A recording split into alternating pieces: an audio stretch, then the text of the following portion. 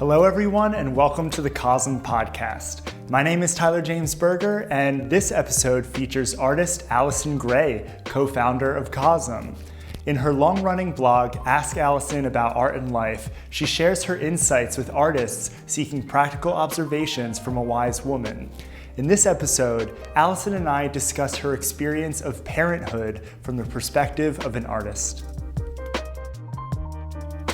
So, Allyson, throughout your life, you have balanced many strong identities as an artist, as a wife, and as a mother. And a lot of young female artists, but all artists, face a dilemma when it comes to their work-life balance, surrounding whether or not to have children and start a family.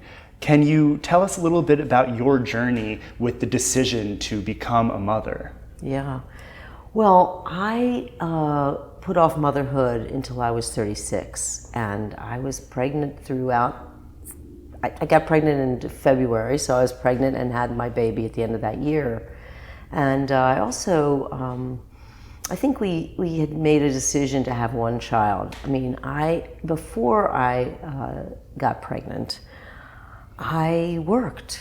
And I worked outside of the home for, quite some years. And then Alex and I went into business together. So our home base was our studio, but that was later. And so I had those years of, self-actualizing, where I was self-realizing my power and my ability as a leader and whatever, and an earner. And I got to my 30s, mid-30s, I think I probably started to think that it would be a shame for me to miss the parent training. It was a life training in which there was this component part, the parent training, that I felt I didn't want to miss out on. And I do say to people, if you think that it's something you may not want to miss out on, don't miss out on it. It is worth it. Mm-hmm. It's completely worth it. It also is only a piece of your life. It isn't like all of your life unless you say so. And I think that's what it is. It takes up a lot of space in your life for a time. Yeah. But that was about the decision that I made. I mean, I decided that I wanted to have a parent training at least once. I wasn't sure if it would be more than once, but I was older. So I enrolled Alex. I had to enroll Alex, who also was concerned. And I have to say, a lot of men, too, are concerned about how that new responsibility and relationship is going to, occupy their life and time. How much are they going to be willing to give to it? Are they going to be good enough at it? That kind of thing. So I had to enroll Alex, and I can tell this audience that happened on the top of Mount Tremper in Woodstock on MDMA. Because I planned it. I had an agenda. I wanted to talk to Alex about this very important thing, and I knew it wasn't going to be easy for him to give into, because we were traveling, we were working jobs that were very interesting, and we were also performing. So my art life always included painting and performance, which I consider to be social sculpture. It's like when you perform, you bring together a lot of mixed media elements and music and art and dance and theater and, props and costumes and makeup and everything, and you bring it together. And Alex and I did this, for a lot of years before our daughter was born, or before we decided to get pregnant. We did our one performance we did was when I was pregnant, very pregnant. And then the next performance we did with Xena. So, I did a piece called a Harvest piece, where we had a pageant. It was at the Islip Art Museum, and we had tiki torches. We did it after dark. It was like my birth piece. I was 8 months pregnant, and we built the soul furnace. And we brought to the soul furnace all of the wood and debris that came from our apartment in Brooklyn that we used and left over from making Zena's room, because we were building. Like a lot of people who are having babies, build. I mean, it's just this incredible percentage of people who decide to renovate and move and everything around having a baby. So we did that. We renovated half of our apartment. Our friend Tate Ching did it for us and made a room for Zena. And but in that performance, it was a harvest performance. And then we burnt all that stuff in a soul furnace. And after that, we did a performance after she was born. When her last nursing was the performance Goddess in front of Lincoln Center. I always like to say that she performed first in front of Lincoln Center. I think that's sort of telling, but really, really well. I mean, really, really did a great job. So, but anyway, that was, I included parenthood in my art. I included parenthood in my art life and in my work life, so. Yeah, I think a lot of people will ask themselves, like, if I have a child, will I still be able to be an artist? Right. And it sounds like you kind of integrated that into your art as well as you could. And well, if you want to be a parent and be an artist, you just have to say so and then do it. It's not like, oh, it just happens or it doesn't happen. You make it happen. You have to determine that it's a priority for your life to continue being an artist, and of course, it's well worth it. And if you do give it up for a time, it doesn't mean you have to give it up forever. You may find that your life is too stressful and too demanding, but if you're watching TV, why can't you have like a sketchbook on your lap and doodle or draw? The difference between doodling and drawing is just how seriously you take it.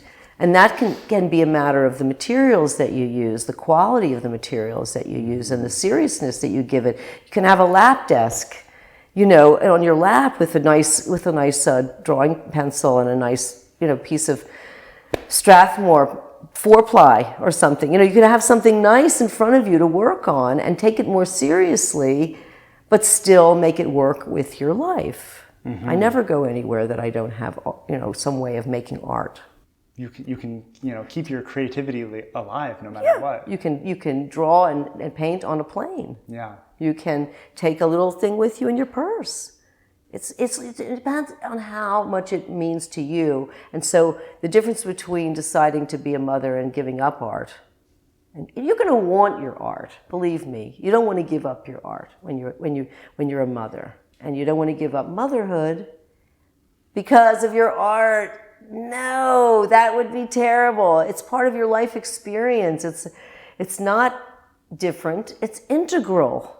It's all things working together. And if you feel like it's going to be too much for you, expand to include. That's it. You just get bigger, and put less time between things. You have more things to do. That's all. Mm-hmm. And you have to make art. And your child will so benefit from you being an artist because they see that you take your work seriously and that you're striving and that you're working on stuff and you may be good enough yet, or you're discontented with your project or whatever, but you're working on it. These are things that they carry with them into their life. You're their mentor. Mm-hmm. And they learn that you can not be perfect and it's still evolving, and they learn all this. They just absorb that. Yeah. Yeah. You've said before that being a mother is one of the most challenging things you've ever done, but also one of the most rewarding things. Oh, yeah. What were some of the most challenging aspects about motherhood, and what were the most rewarding things? Well, the thing I would say is that when you are becoming a mother, there's the time challenges, obviously, but the challenge of a child is greatest in the first 3 years. Okay? So they're physically very demanding the first 3 years. And if you don't give them those first 3 years, they may end up with a scholarship to Carnegie Mellon. You know what I mean? if they're in full-time daycare. You know what I'm saying? I know people like this, overachievers. So don't do it the way you feel it works for you.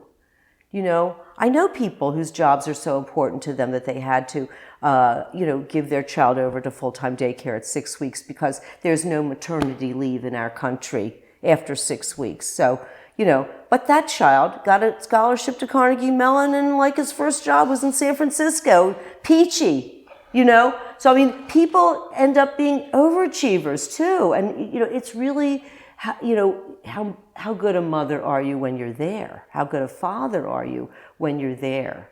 Do you make time for them, even though your job is very important to you? The first 3 years are the most demanding. They need they want you to look at them at all times. They're going to hold your face to them, so that they want your attention. So you either decide, like I did. My decision was, I had worked out my life so that I could work at home with Alex in those last years before I got pregnant. I really worked in the workplace in museums and at the Art Directors Club. I worked for people, but then I worked with Alex at home, and that was perfect because I could, flow, integral, put my work life, my baby life. But the first 3 years is very demanding. I never gave up painting, though. I never gave up art. There was always an hour or two a day, every day. It's a practice that you don't want to give up, once you really get addicted to it. It's too delicious. Why would you give up anything so delicious? But I also included my daughter in, Alex included our daughter in our art life and enriched her with our art life. First of all, by the time she was 2, she had a sketchbook of her own. Okay, don't expect your children to use a piece of scrap paper or a napkin at a restaurant. Bring a little sketchbook in your bag and some fun things, like maybe, a few little colors even. A pencil is okay and a pen is nice, but, a little package of colors in your bag. It's part of, what they need by the time they're 2. When you're waiting for food at the restaurant, they should be creating. And that's what we were very, very intentional with Zena, was that it wasn't like we said it, it was just that she was always expected to be creative. Mm-hmm. And so she was, and she had amazing drawings all through her life, and art's been a great comfort and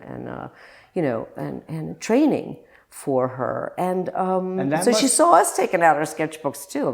She's not going to have a sketchbook?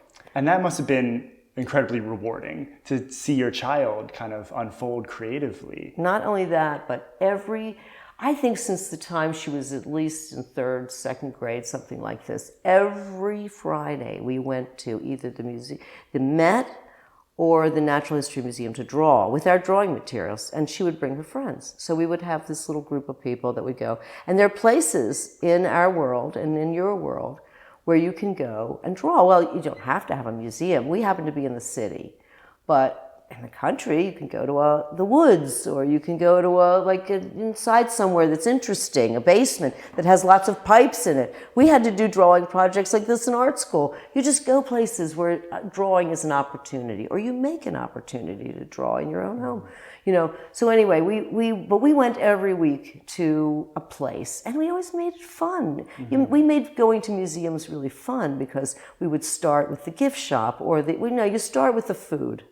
Then you go to the gift shop. Then you go to the art, and you all sit down. You make sure you have time, but you all sit down and you draw the dodo bird and the whales and the different animals, or the things in the African collection or the Egyptian collection. There's certain museums that won't let you do that, but you find out where they will, or if they have times where they will, or you find a place where you can draw. We took Zena to nude figure drawing in Woodstock by the time she was 10. We would go on Saturday and pay for a figure drawing 3 hours, and we would just go draw the figure. And so it was part of her life. It wasn't, like we did it separate from her. We did it separate from her too, but yeah, artist is who she became. Yeah.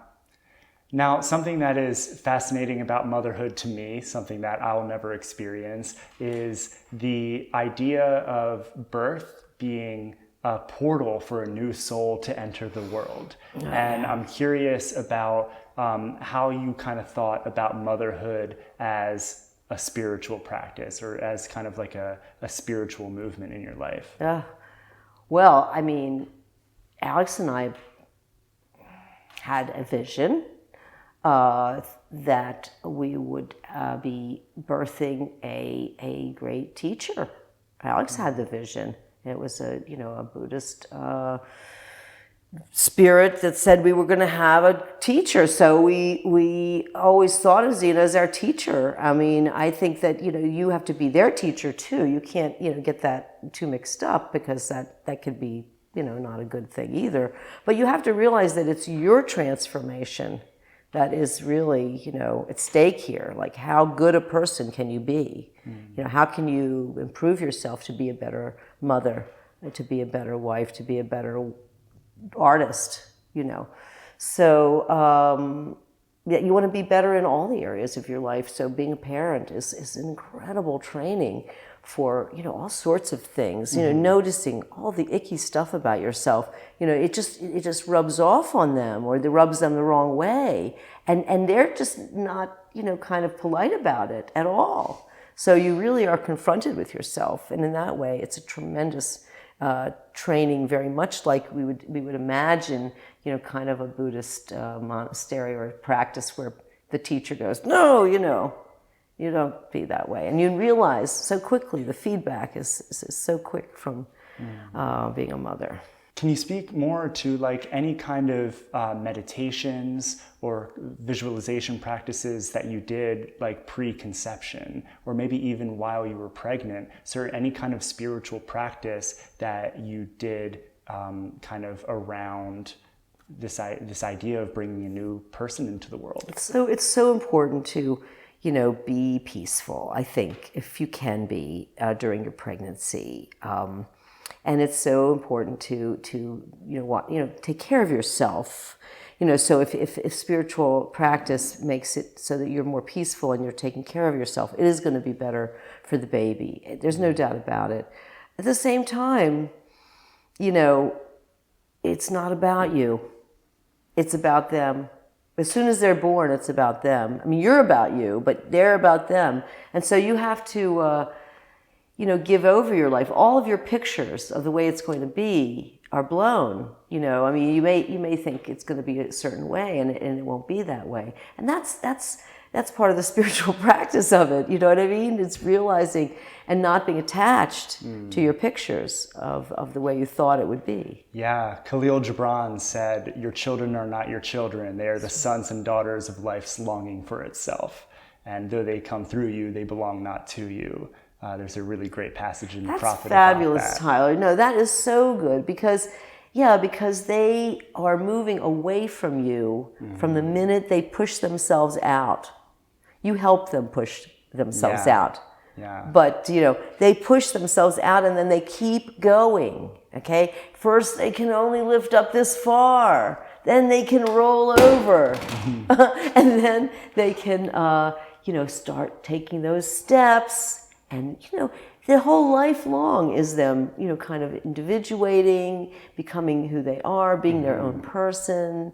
And you, as a parent, have the incredible honor of watching it unfold. I mean, the fact that, I had a feeling that because I was older, I was only going to have one opportunity to watch it unfold. And I'm sure that the watching of siblings is a fun thing too. I don't denigrate anybody who feels that they want to have more than one.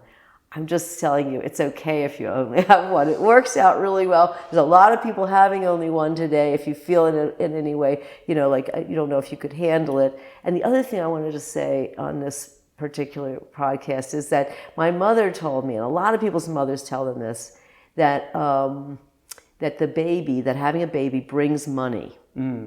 It's like everybody worries about money. But the baby brings the money. Don't forget the baby brings money, because you'll be shocked to see how your income and your if you put your mind to it, you will be able to earn enough and more when you have the baby. I mean, if you're not frugal and if you spend a lot on yourself, that's another thing. But if you really do, want to make it work, you work harder, you work smarter, and I don't know if it was true for Alex and I anyway. We didn't have anything, a few $100s. We didn't have much, But when we met each other, and then we earned and we added, and it all worked out. Well, in your discussion with Duncan Trussell on the CoSM Podcast, you talked a little bit about him being a new father, and he brought up this saying, "A baby comes with a sandwich under its arm." Ah, that's a good one. Right? So That's it's this idea that we kind of think of having a child as an expense, but it's also a great form of wealth. It also brings wealth to you. It's an investment. It's an investment. Yeah, totally. No, it is. It's an investment in your own, evolution and maturity too. I mean, to be able to take care of another person and have them thrive and have them succeed and have them, have a sense of self-respect and self-loving. You can't get any better than that. And if you keep that in your spiritual practice, that's your goal for them, then you'll listen to them. You'll listen to them. And listen, I want to tell you the best parenting book that I read. And look, I was a parent a long time ago, okay? I mean, I'm still parenting. You're always parenting when you have a child. But I parent less and listen more. The book that I love for parents, and I would have it by the time the child is 2, and I had it by my bedside, was How to Talk So Kids Will Listen and Listen So Kids Will Talk. The Chaim Gnat work that these 2 authors did was work that my mother learned, and I had all those books on my shelf, Chaim Gnat, from when I was young, and I read them, and then I read the How to Talk So Kids Will Listen and Listen So Kids Will Talk, they'll put it on the screen who it's by, because I can't remember, but it's too long ago. But I had a copy on my bedside. I read it all through, and then I could open to any page and learn things and remind myself really quickly and kind of like easily how to talk so they would listen. That's what you really want. You want them to hear your concern, you want them to hear your warnings, but you want them to hear how much you're proud of them. But you have to listen. And then how do you get them to listen to you? Because you do want to protect them. I mean, as much as you want them to evolve and everything and emerge on their own and have their life, you also want them to hear you when you're concerned and take you seriously and that kind of stuff. So that's a very important thing for growing up children. And that seems like a huge part of the parent training. So at least something that it brings, it will help your communication. Oh, so true, Tyler. You nailed it, because I feel that I use it, those skills that I developed because of that book and because of reading Chaim Gnat. I learned to talk to people in a different way that was more effective, that got the things that I wanted, and I want things for the good. I want things altruistically, but you do want people to, you want to learn how to negotiate and how to get what you want out of life by saying it with the right words, And in my own experience, I coached gymnastics and parkour for about 10 years. You did. So I worked with kids for a long time, and with speaking to children, you learn a lot about communication itself. And one of the things I did with my students is you speak to them in what's called the zone of proximal development. So you speak to them at kind of a higher level than where they're at right now, and then they will pull themselves up to the level that you're speaking at. So it's constantly kind of teaching them to be better communicators by not kind of always communicating to them at their level, but communicating to them at the level above, so they kind of keep climbing up. Oh, that's so important when you want to make a really big point, or you're kind of like annoyed or something. You can use like 4-syllable words, and it really gets their attention, seriously. Oh, yeah? Yes. And if you just want to get their attention when you're not angry at everything, try singing. Singing is very, very useful. Singing at them? Well, if you make anything you're saying into a song. Yeah. Just, I really want you to get dressed and put your shoes and socks on.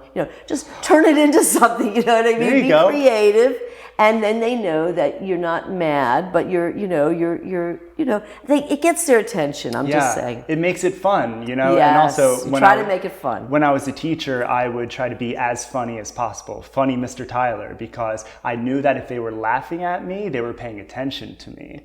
So that's so true, So Tyler. when you're humorous, it's just a way, when you have kids, you learn how to manage attention. Yes. And kids have such short attention spans that you have to do whatever you can to kind of get them to focus. Well, I think doing that for 10 years it really made you a very fine communicator, and this is why you're here. You. So I'm so grateful for that. That's really good. Well, Allyson, is there any other kind of final words you can give to someone who is an artist and considering becoming a parent? Well, the one thing I didn't finish saying before was that the first 3 years are very demanding physically, but at 3, they generally are potty trained and can pull up their own drawers. So then they learn to dress themselves, which within by the time they're 4, they're in school, they put their own coat on, they dressing themselves. So then you are starting to get more freedom. And by that point, they're in school part of the time, and then you have more freedom.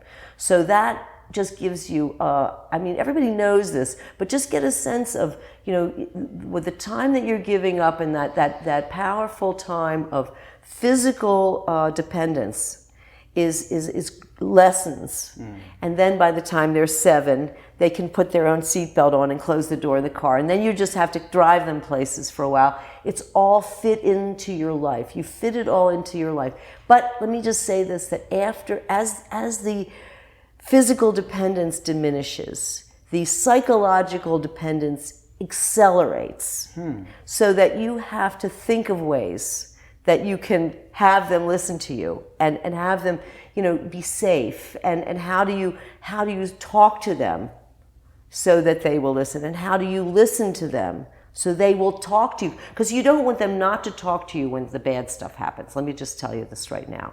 And you want them to talk to you especially when they're in trouble. So how do you make sure that they don't hide that stuff from you? And that is by never going ballistic when bad stuff happens, okay? Because they will learn right off the bat not to talk to you when bad stuff happens. I'm just telling you, it's a great practice. It's an incredible teaching. You can't go ballistic when bad stuff happens. You have to be extremely stony and rocky and listen a lot and then advise. And they will be impressed because they thought you were going to go ballistic, right? So they will be impressed. It's a much better way to get their attention. And so I'm just saying the psychological, though, demands get even greater when they're adults. Let me just tell you, it's not less. You become more friends, though, if you're really, really lucky. And I feel so grateful, for, my teachers, my mother, who was a child psychologist for 250 women and girls every summer at camp, and my father, and my husband is always such a great teacher. You see them all around you, but then the great books that are written about it too. It's a fascinating study. Isn't that a Piaget thing about their talking up to? That's a Piagetian idea. Yes, I know. Yeah. These are brilliant things to learn. Bruno Bettelheim talks about, the importance of guilt in parenting, because, there's a certain amount of guilt. We're not talking about shame because, Brene Brown will tell you the difference between guilt and shame. Guilt can be very useful. People have to know when they did something wrong. I'm very disappointed in you. That's the most that our daughter ever got, because a teacher asked her, how do your parents punish you? And Zena said that my parents don't punish me. And that's true. My parents didn't punish me either. So you don't have to punish. You can turn out just great not punishing. And punishing is usually just causes more anger, upset, and divisiveness, and secretiveness, and sneakiness. It causes everything that you don't want. So I'm just telling you, you basically don't punish. You just be disappointed. And if that's the most that you ever are, if someone brings tears, you never know. They're touched, So anyway, those demands, they're so worth it, though. It's absolutely worth it, everybody. having children, if you have any inkling. But then I gotta say one more thing. If you feel that children are not for you, don't have them, because that won't be good for the children. Have your nieces, have your nephews, be a teacher, be a mentor, have them just for a few hours a week and be a big brother.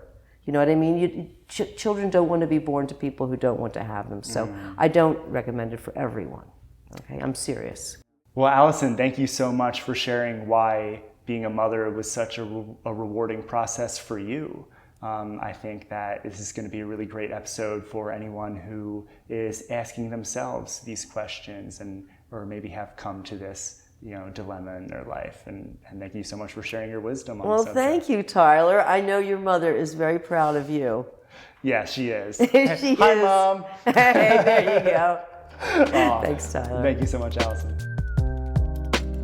Thank you again for listening to this episode of Ask Allyson on the CoSM Podcast. If you have a question for Allyson or would like to meet with her for a personal art and life consultation, check out the links in the description to find out more. To stay up to date on any future podcasts or virtual events, be sure to follow CoSM on Facebook and Instagram, and to subscribe on Spotify, iTunes, and YouTube.